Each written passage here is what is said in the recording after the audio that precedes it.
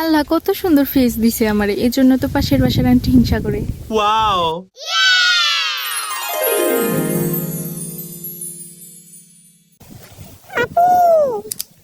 ले शैतान का नाम लिया ही नहीं और शैतान हाजिर।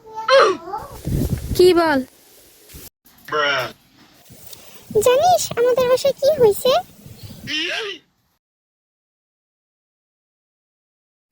কি রে, তোর মাথায় এটা কি? শুধু শয়তান।